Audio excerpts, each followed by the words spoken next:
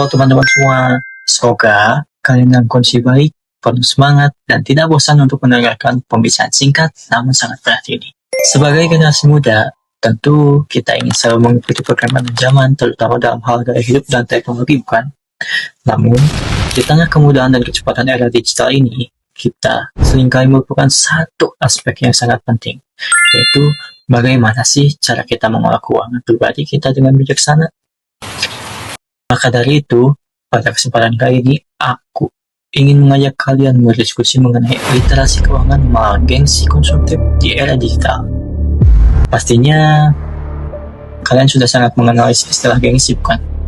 Ingin terlihat menarik, agar mendapat perhatian dari teman-teman, membeli gadget baru, mengikuti fashion, hingga berupaya agar tidak dianggap ketinggalan informasi. Namun, tahukah kalian bahwa semua ini dapat mengakibatkan kebangkrutan dan masa depan yang tidak terang? Penasaran? Yuk kita bahas bersama. Kenapa sih literasi keuangan sangat esensial bagi kita, terutama kita sebagai generasi muda? Menurut informasi dari Otoritas Jasa Keuangan dan Badan Pusat Statistik BPS, literasi keuangan di Indonesia sejatinya telah mengalami peningkatan, dimulai dari 65,43% pada tahun 2024 menjadi 66,43% pada tahun 2025. Namun, kenaikan ini menunjukkan masih banyak orang yang kurang memahami aspek-aspek penting dari literasi keuangan, terutama di kalangan anak muda berusia 18 tahun hingga 24 tahun. Kita juga biasanya memiliki akses ke internet dan media sosial, tetapi sumber pendapatan kita masih tergolong terbatas. Umumnya berasal dari uang saku ataupun pekerjaan paruh waktu yang kita jalani. Oleh karena itu, sangat penting bagi kita untuk memahami bagaimana cara mengelola uang dengan baik, bukan hanya sekedar untuk mempertontonkan gaya hidup. Literasi keuangan juga bukan hanya sekedar menabung, melainkan juga agar kita dapat memahami investasi, menghindari utang yang tidak perlu, dan juga tentu saja menciptakan kehidupan yang bebas dari stres di masa mendatang. Teman-teman, sebagai generasi muda, tentunya kita memiliki gengsi, bukan? Perlu diingat, gengsi itu wajar, tetapi jika itu mendorong kita untuk membeli barang-barang yang tidak diperlukan hanya untuk dipamerkan di platform sosial, itu bahaya banget loh. Seringkali para remaja dan anak muda merasa terdorong untuk mengikuti tren agar dianggap menarik ataupun hanya untuk mendapatkan pengakuan dari lingkungan sosial. Padahal, sikap konsumtif yang berlebihan ini dapat menimbulkan tekanan keuangan dan ketidakpuasan terhadap hidup kita sendiri. Selanjutnya, jangan lupakan juga masalah soal pinjaman online atau yang lebih dikenal sebagai pinjol.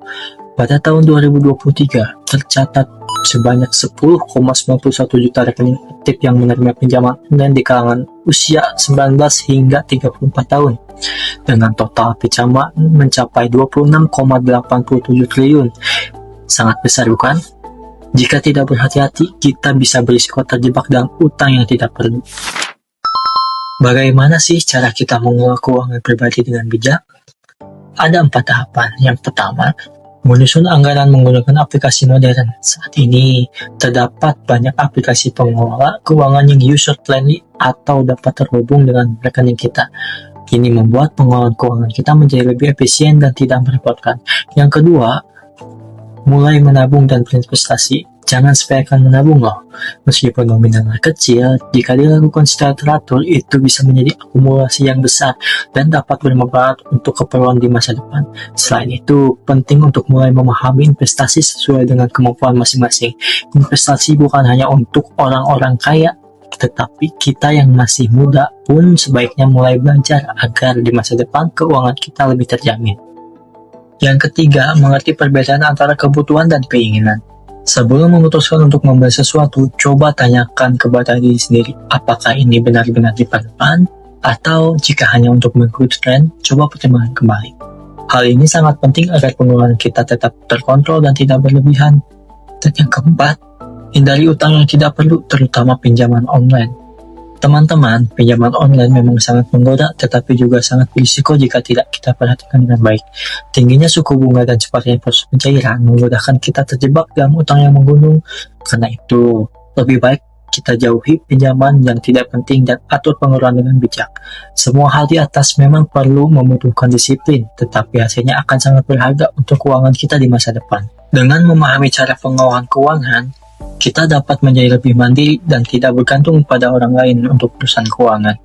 Kita juga bisa mengatur pengeluaran dan tabungan dengan lebih baik sehingga hidup jangka panjang seperti pendidikan, modal usaha, atau liburan dapat lebih mudah tercapai. Hal ini membantu mengurangi stres dan konflik yang sering muncul akibat masalah finansial yang belum terselesaikan. Teman-teman, literasi keuangan bukan sesuatu yang membosankan atau rumit. Ini merupakan hal penting agar kita dapat hidup secara mandiri dan tidak mudah terjebak dalam pola konsumtif yang hanya akan menimbulkan stres serta menguras isi dompet. Maka dari itu, yuk mulai sekarang kita konsisten dan cerdas dalam mengatur keuangan agar masa depan kita lebih menyenangkan dan terhindar dari masalah keuangan. Tapi perlu diingat, mempertahankan gengsi itu tidak ada nilainya dibandingkan dengan keamanan dan kenyamanan dalam aspek finansial. Jadi, mari kita hentikan kebiasaan konsumtif yang berlebihan dan menjadi generasi muda yang bijak dalam mengelola keuangan.